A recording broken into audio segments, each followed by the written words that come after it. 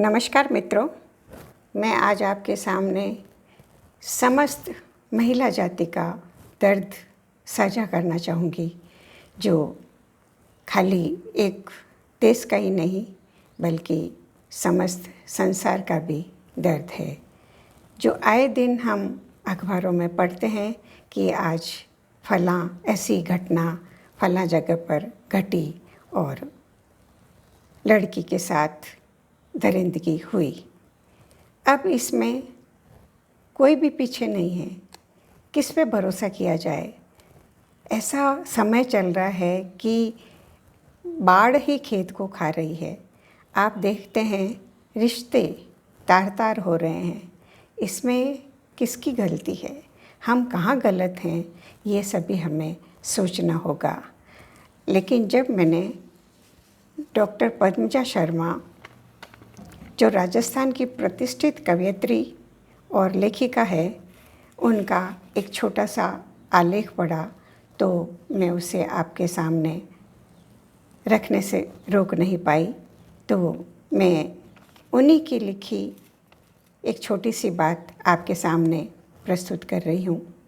आपको उस पर विचार करना होगा। 3 दरिंदों ने एक नाबालिग लड़की के साथ गैंगरेप किया।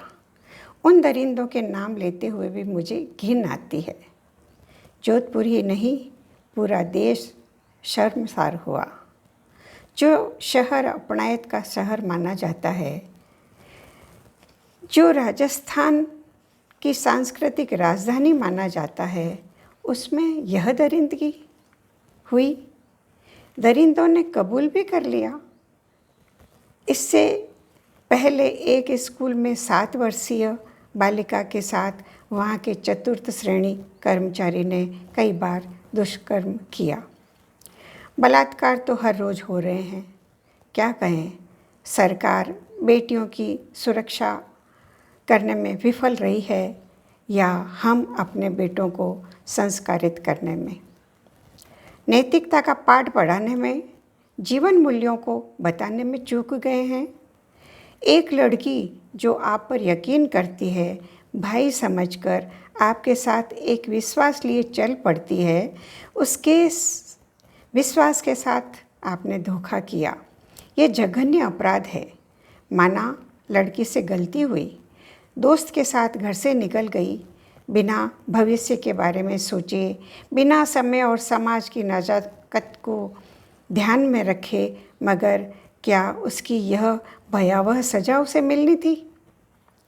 मुझे सुदर्शन जी की कहानी याद आई, हार की जीत, जिसमें बाबा भारती डाकू से कहते हैं कि ये चोरी की घटना किसी को बताना मत, वरना लोग गरीब की मदद नहीं करेंगे।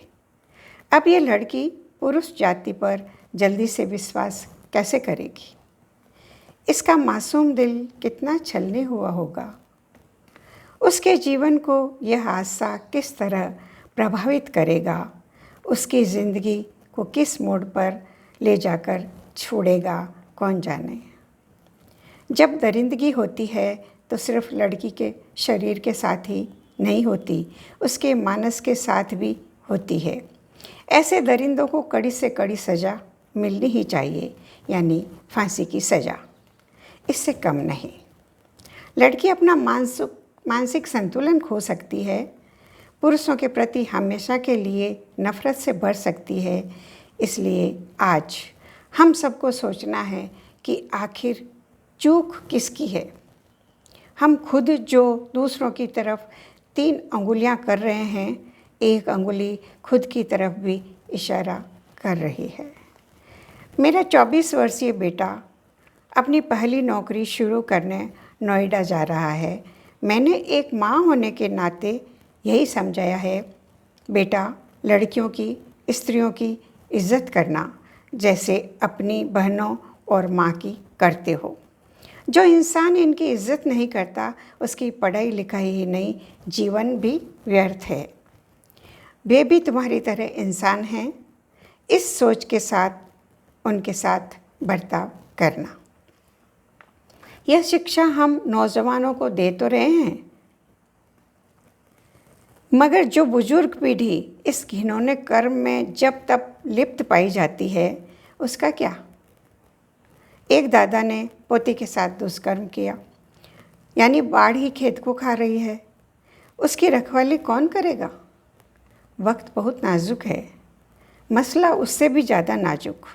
जिस बिंदु पर, जिस जगह पर हम खड़े हैं, समझ ही नहीं आता कि किसको कोसें, सबको या खुद को।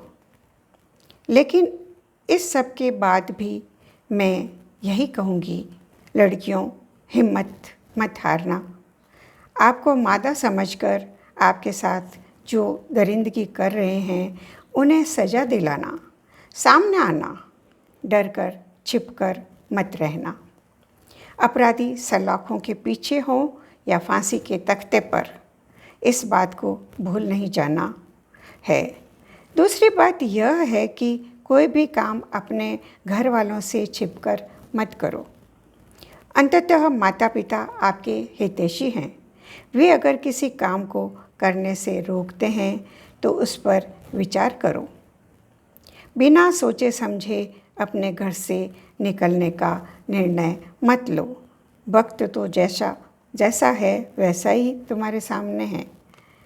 फिर एक बार यही कि हालात से घबराकर, डर कर कहीं शून्य में खो नहीं जाना, आगे बढ़ते जाना है। जीवन को नई ऊंचाइयों की तरफ ले जाना है। तुम आधी दुनिया हो, तुमसे ही दुनिया पूरी होती है। ये कहना है डॉक्टर पद्मजा शर्मा का लड़कियों को और हम सबको। तो आपने देखा कि लड़कियां आधी दुनिया ही नहीं, उन्हीं से दुनिया पूरी होती है। अगर हम इस बात पर विचार करें कि अगर हमारे भीतर ऊर्जा है तो उस ऊर्जा को हम कहीं अच्छे कार्यों में लगाएं, न कि इन दरिंदगियों को करने में। इससे किसका भला होता है? न सामने वाली फीमेल का होता है, न उस व्यक्ति का खुद का होता है। उसको भी अंततः सलाखों के पीछे जाना पड़ता है और इस प्रकार उसकी पूरी ज़िंदगी बर्बाद हो जाती है और वो भी कहीं का नहीं रहता, न उसका परिवार, न उसके मित्र, न कोई उसका रिश्तेदार। सभी कलंकित हो जाते हैं, सभी के ऊपर अंगुलियां उठाई जाती है। तो मित्रों, आप सभी को ये सोचना है और गहराई से सोचना है कि इस मसले पर किस प्रकार से विचार किया जाए। मैं तो यह कहना चाहूँगी कि इसकी शुरुआत हमें अपने घर से करनी होगी। हमें अपने बच्चों को संस्कारित करना होगा और उनके ऊर्जा को अच्छे रास्तों की ओर मोड़ना होगा, ताकि वह देश का, अपने घर का, अपने परिवार का आगे भविष्य में कल्याण कर सके। और लड़कियों के लिए मैं यही कहना चाहती हूँ कि लड़कियों तुम क्यों करती हो किसी कृष्ण का इंतज़ार? तुम्हें खुद ही उठाना होगा सुदर्शन चक्र, तुम्हें खुद ही उठाना होगा सुदर्शन चक्र। तो भाइयों और बहनों, मैं आपसे सबसे यही हाथ जोड़कर विनती करती हूँ कि आप सभी फीमेल के लिए कृष्ण बन जाइए और उनकी सुरक्षा कीजिए, ताकि हमारा देश, हमारा संसार, हमारा जीवन सब कुछ बचा रहे। नारी है तो जीवन है, जीवन है तो नारी है, वरना कुछ भी नहीं होगा। तो मित्रों, पुनः आपसे विनती करती हूँ और इस बारे में आप अवश्य सोचें, अवश्य ध्यान दें और इसके उपाय के लिए, इससे बचने के लिए जो कुछ भी कर सकते हैं उसे करें। धन्यवाद डॉक्टर पद्मजा शर्मा, और आभार कि मैंने आपका ये वक्तव्य हमारे मित्रों के सामने रखा। बहुत बहुत नमस्कार, धन्यवाद, आभार।